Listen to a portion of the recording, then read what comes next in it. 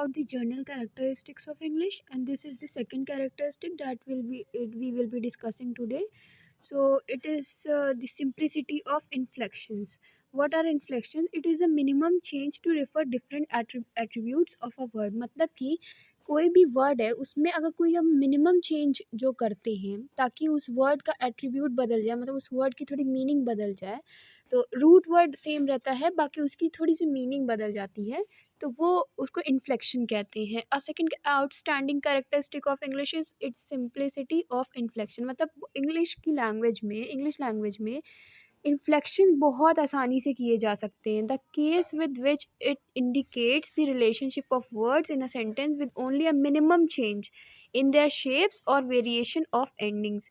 तो उसकी एंडिंग में या फिर उसकी शेप, मतलब उस वर्ड में कुछ मिनिमम चेंजेस करके इंग्लिश लैंग्वेज में ये बहुत सिंपलिसिटी के साथ हम उसमें इन्फ्लेक्शंस कर सकते हैं। बहुत फ्लेक्स भी एक जो वर्ड है, ये इसका रूट वर्ड होता है चेंज करना, है ना, या फ्लेक्सिंग जिसको कहते हैं, तो इन्फ्लेक्शन उसी से आया है।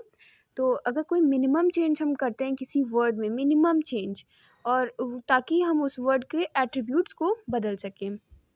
अब for example if we see here is a man, ये मैन है, उसके बाद मैन में अगर हम मैन कर देते हैं तो यहाँ ये सिंगुलर बताता है। लाइक देखो, इन्फ्लेक्शंस में हम सिंगुलर प्लूरल ये सब चीज़ें देखते हैं, जेंडर देखते हैं इस तरह से।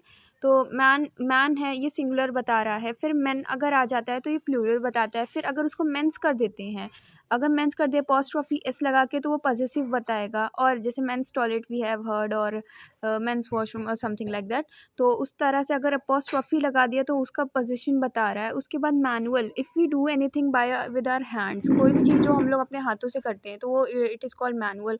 तो जो चीज़ हम लोग अपने हाथों से कर रहे हैं तो मैनुअल हो गया। और फिर ह्यूमंस, इसमें भी मैंस आ रहा है, और humans it is referring to humans और मैन, तो उसी से आ गया। उसके बाद another if we example if we see here it pretty, prettier and prettiest. हाँ, तो pretty, she is a pretty girl, इसमें क्या है कि हम लोग पॉजिटिव डिग्री देख रहे हैं, फिर उसके बाद हम लोग क्या देख रहे हैं, कंपैरेटिव डिग्री देख रहे हैं, और फिर उसके बाद सुपरलेटिव डिग्री देख रहे हैं।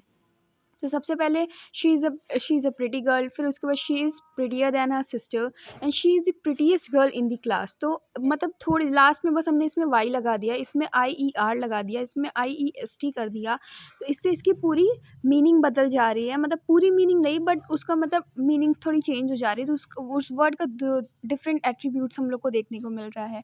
अब उसी से अगर ये दूसरी चीज़ अगर हम नेक्स्ट एग्जाम्पल देख रहे हैं, जैसे write, rode, written, writer, writer is a noun, उसके बाद राइटिंग, ये सब हम लोग को टेंस बता रहे हैं कि I write letter, I wrote a letter, I have written a letter, और writer is writing a letter. और फिर writing, I am still writing, हाँ, writes there, he writes a letter. तो इस तरह इसमें टेंस, तो थोड़ी सी इन्फ्लेक्शन करके हमने उसको सिंगुलर से प्लूरल बना दिया, फिर उसमें पॉसेसिव भी बता दिया, उसका मतलब एक वर्क भी बता दिया मैनुअल, फिर एक कम्युनिटी को भी बता दिया पूरा ह्यूमंस, और फिर उसमें क्या हुआ कि हमने ये भी बता दिया पॉजिटिव डिग्री, फिर उसके बाद कंपैरेटिव डिग्री, फिर उसके बाद सुपरलेटिव डिग्री, और हमने टेंस भी बता दिया। तो ये क्या है, इंग्लिश की सिंप्लिसिटी है, इन्फ्लेक्शन से, इन्फ्लेक्शंस की सिंप्लिसिटी है।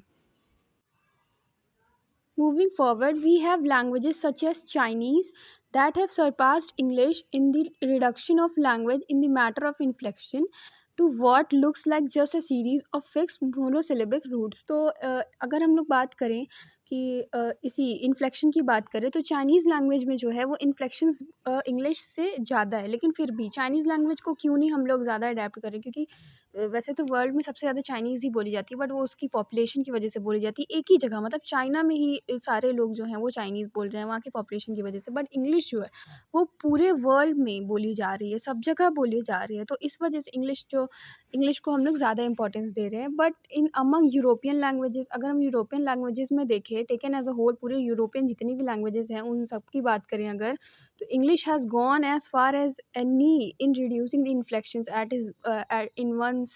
it once had to a minimum। तो अगर हम सारी यूरोपियन लैंग्वेजेस की बात करें, एक साथ बात करें सारी यूरोपियन लैंग्वेजेस की, तो इंग्लिश जो है वो सबसे आगे चली गई है inflection, reducing the inflections it once had to a minimum।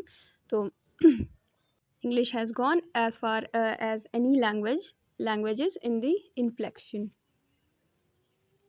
One more thing I would like to conclude that from the view of a child learning a language, a first language, any differences in the complexity in grammar seems not to matter at all. Like अगर हम किसी child को देखें और उसकी कोई first language है, कोई भी लैंग्वेज है, चाहे वो जर्मैनिक लाइक जर्मैनिक और फ्रेंच, ये सब लैंग्वेजेस में इन्फ्लेक्शंस बहुत कम होते हैं, तो उनको सीखना थोड़ा टफ होता है।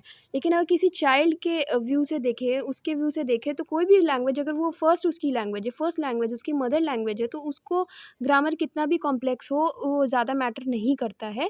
लेकिन अगर हम किसी और की बात करें जिसके लिए उसकी वो जो लैंग्वेज है वो उसकी सेकंड लैंग्वेज है, but the inflections make the learning easier for those who learn English as a foreign language. तो जो इंसान इंग्लिश को एज अ फॉरेन लैंग्वेज सीख रहा है, उसके लिए वो जो लैंग्वेजेस होती हैं लाइक जर्मैनिक, जर्मनी और ये सब जो लैंग्वेजेस होती हैं, तो ये सब लैंग्वेजेस सीखने में उसको थोड़ी डिफ़िकल्टी आ सकती है, क्योंकि अगर जो वर्ड्स हैं सबकी काफ़ी अलग अलग उसकी जो वर्ड्स हो जाएंगे, लाइक अगर सेम वर्ड्स हैं इन्फ्लेक्शंस की वजह से, जैसे मैन है मैन है, तो सीखने में आसानी रहेगी कि हाँ मैन है सिंगुलर है, उसका प्लूरल करना है तो बस उसे मैन कर दो, ठीक है, पॉजिटिव बताना है तो मेंस कर दो।